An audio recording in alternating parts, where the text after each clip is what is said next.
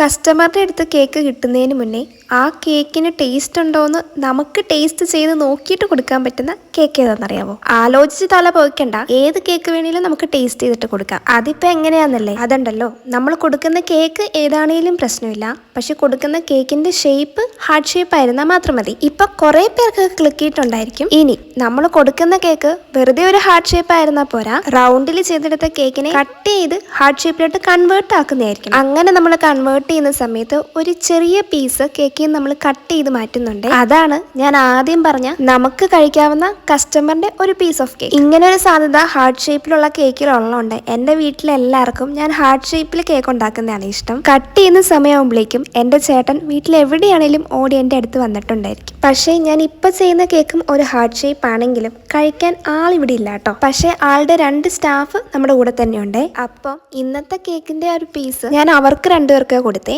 അവർക്ക് കൊടുത്തു, കഴിച്ചു, ഫീഡ്ബാക്ക് അപ്പം തന്നെ കിട്ടി. അതുകൊണ്ട് ഫുൾ കോൺഫിഡൻസോടെയാണ് ഞാൻ കസ്റ്റമർക്ക് കേക്ക് ഡെലിവറി ചെയ്തത്. ആൻഡ് ഞാൻ പ്രതീക്ഷിച്ച പോലെ തന്നെ കസ്റ്റമർ നല്ലൊരു ഫീഡ്ബാക്ക് ആയിരുന്നു തന്നത്. ഇതേപോലെ നമ്മൾ കേക്ക് ലെയർ ചെയ്യുന്ന സമയത്ത് കേക്കിന്റെ ടോപ്പ് പോർഷൻ കുറച്ച് നമുക്ക് ബാലൻസ് വരാറുണ്ട്. ഇതൊക്കെ കഴിക്കാൻ എൻ്റെ വീട്ടിലുള്ള എല്ലാവർക്കും ഭയങ്കര ഇഷ്ടമാണ്. പക്ഷെ എനിക്ക് മാത്രം ഇതൊന്നും ഇഷ്ടമല്ല. എനിക്ക് എപ്പോഴും കേക്ക് കഴിക്കാൻ ഇഷ്ടം നമ്മൾ കേക്ക് ബേക്ക് ചെയ്തതിന്റെ പിറ്റേ ദിവസം കഴിക്കാനാണ്. വീട്ടിലാരുടെയും ബർത്ത്ഡേ ഒക്കെ വന്നാലും നമ്മൾ കേക്കൊക്കെ സെറ്റ് ചെയ്ത് നമ്മൾ കട്ട് ചെയ്ത് കഴിഞ്ഞിട്ട് അപ്പം ഞാൻ കുറച്ച് കേക്ക് കഴിക്കുള്ളൂ.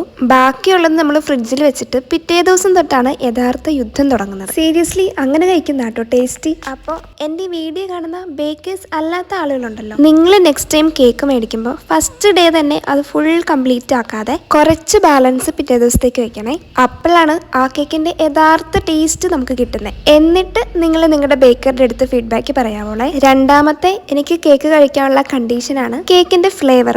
എനിക്ക് എപ്പോഴും ചോക്ലേറ്റ് ബേസ് വരുന്ന കേക്കുകൾ കഴിക്കാനാണ് ഇഷ്ടം. പിന്നെ അതും എൻ്റെ വീട്ടിലുള്ളവർക്ക് എല്ലാ ഫ്ലേവറും പോകുന്നുണ്ട്. എപ്പോഴൊക്കെ വീട്ടിൽ കേക്ക് ഉണ്ടാക്കിയാലും ചോക്ലേറ്റ് ബേസിലായിരിക്കും ഉണ്ടാക്കുന്നത്. എന്നെ പോലത്തെ ഏതെങ്കിലും ചോക്ലേറ്റ് ലവേഴ്സ് ഉണ്ടെങ്കിൽ ഒന്ന് കമന്റ് ചെയ്യണേ. അതുപോലെ ബാക്കി എല്ലാവരും നിങ്ങൾക്ക് ഫേവറേറ്റ് ആയിട്ടുള്ള ഫ്ലേവർ ഏതാണെന്ന് ഒന്ന് കമന്റ് ചെയ്യണേ. ഫോർ മീ കേക്ക് മാത്രമല്ല, ചോക്ലേറ്റ് ഫ്ലേവറിൽ എന്ത് കിട്ടിയാലും എനിക്കിഷ്ടമാണ്. അതിപ്പം ചിക്കൻ ബിരിയാണിക്കത് ചോക്ലേറ്റ് ഒഴിച്ചു തന്നാലും ഞാൻ കഴിക്കും. എല്ലാ തവണയും വീട്ടിലേക്ക് കേക്ക് ഉണ്ടാക്കുമ്പോൾ ഞാൻ വിചാരിക്കാറുണ്ട് എപ്പോഴും ഈ ചോക്ലേറ്റ് ബേസ് വെക്കാതെ വേറെ ഏതെങ്കിലും പരീക്ഷിച്ചാലോ. പക്ഷേ ലാസ്റ്റ് ഞാൻ ചോക്ലേറ്റ് ബേസിൽ തന്നെ ആയിരിക്കും ഉണ്ടാക്കുന്നത്. വെറൈറ്റി ഫുഡ് എക്സ്പ്ലോർ ചെയ്യണമെന്ന് വിചാരിച്ച് ഹോട്ടലിൽ കയറിയിട്ട് ചിക്കൻ ബിരിയാണി തന്നെ ഓർഡർ ആക്കുന്ന പോലെ. അങ്ങനെ പറഞ്ഞ് നമ്മുടെ ഈ ഹാർട്ട് ഷേപ്പ് ഏകദേശം ആയി വരുന്നുണ്ട്. പിന്നെ നമ്മുടെ കേക്കും ഫില്ലിങ്സും ഒക്കെ കണ്ടിട്ട് ഏത് കേക്കാണെന്ന് മനസ്സിലായവർ ഒന്ന് കമന്റ് ചെയ്യണേ. പിന്നെ ഉണ്ടല്ലോ, 2 days മുന്നേ, അതായത് August 2 നമ്മുടെ യൂട്യൂബ് ചാനലിലും ഇൻസ്റ്റാ പേജിലും ഞാനൊരു ഗീവ് അവേ അനൗൺസ് ചെയ്തിട്ടുണ്ടായിരുന്നേ. അപ്പൊ ആരെങ്കിലും അത് കാണാതെ മിസ്സായിട്ടുണ്ടെങ്കിൽ ഇപ്പൊ തന്നെ